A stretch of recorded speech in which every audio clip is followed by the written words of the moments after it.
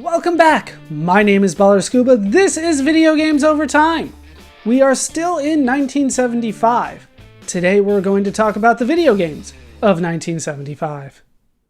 We will start with a quick note about a television show, Saturday Night Live.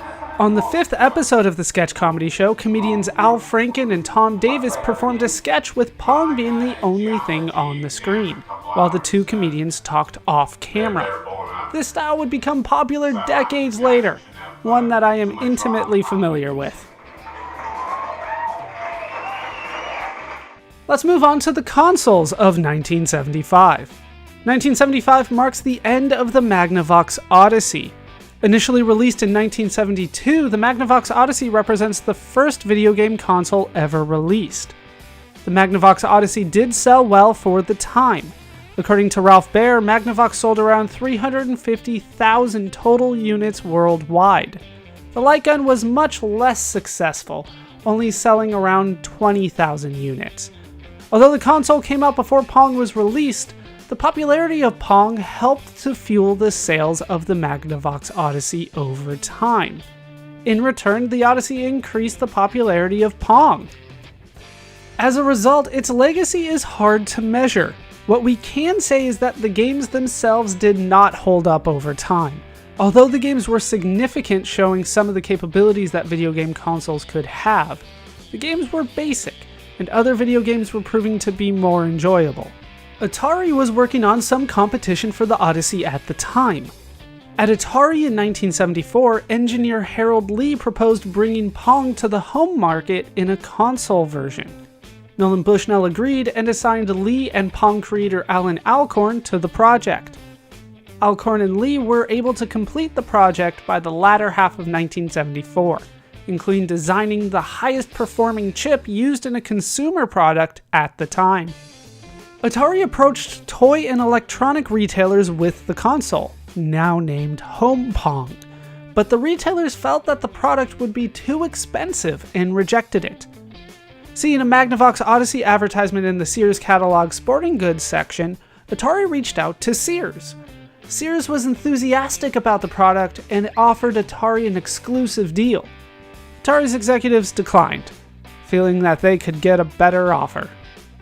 In January 1975, Atari went to the American Toy Fair in New York City and set up a booth to solicit orders. It was unsuccessful due to the high price. A representative from Sears was at the fair and suggested Atari show the console to Sears executives. So, the console was shown off at Sears Tower and the console was approved. Nolan Bushnell informed Sears that Atari could make 75,000 units in time for 1975's Christmas season. Sears wanted 150,000 units. Bushnell agreed, knowing Atari did not have the capacity to fill the order. Atari was back to its proven negotiation tactics. Thanks to some funding from venture capitalist Don Valentine, Atari acquired a new factory to try and fulfill the order.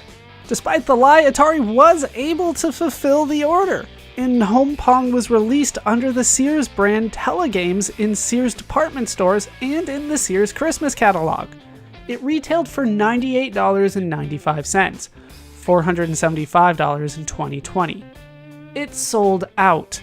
All 150,000 units were sold, and Atari had another hit with another version of Pong. Meanwhile, at Magnavox, with the Odyssey discontinued, Magnavox started releasing dedicated video game consoles in 1975. These video game consoles would only play video games that were already programmed into the console itself, much like Home Pong, instead of having removable media to swap between games like the Magnavox Odyssey did. These systems also did not come with controllers. Instead, the players would use knobs that were on the console itself. The first two consoles, the Odyssey 100 and the Odyssey 200, were both released in 1975. The Odyssey 100 had two games on it, hockey and tennis, both of which were already released on the Magnavox Odyssey. The Odyssey 200 did have an original third game available named Smash, based on the sport of racquetball, alongside hockey and tennis, but still just had the three games. Both consoles were cheaper than the Magnavox Odyssey. Magnavox was hoping that the reduction in price would open the product line to a wider audience despite the consoles being able to do less. These consoles did fairly well, selling 100,000 and 200,000 units respectively. It was clear that Atari and Magnavox were on top of the console market in 1975.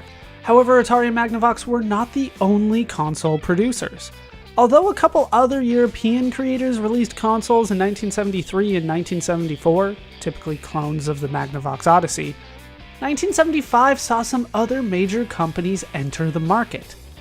Some notable console producers include Philips, who released their first console, the Telespiel ES2201, in the Netherlands.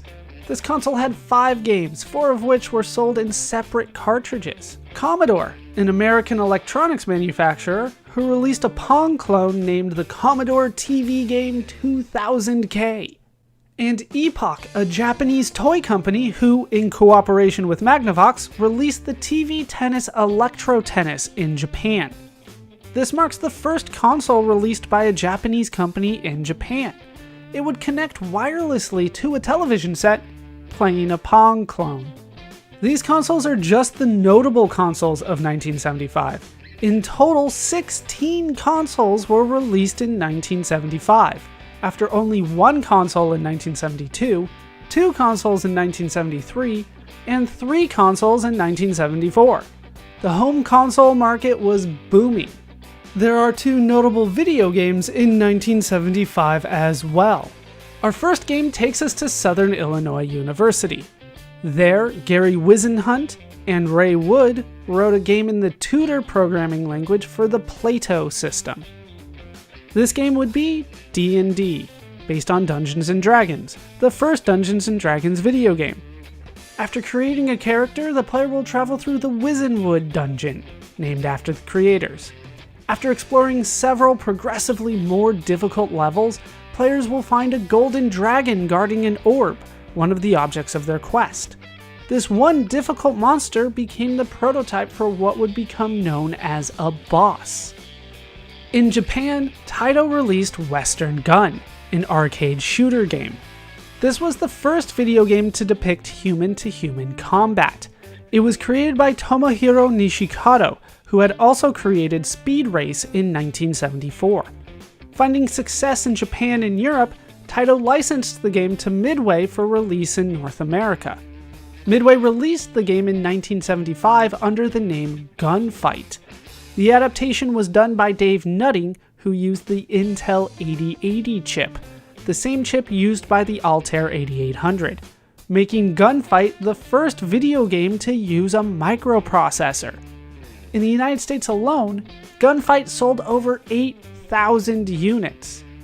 And those are the video game honorable mentions of 1975. And that will do it for us in 1975. My name is ballerscuba. This has been Video Games Over Time. Thank you so much for watching, and I hope to see you in 1976.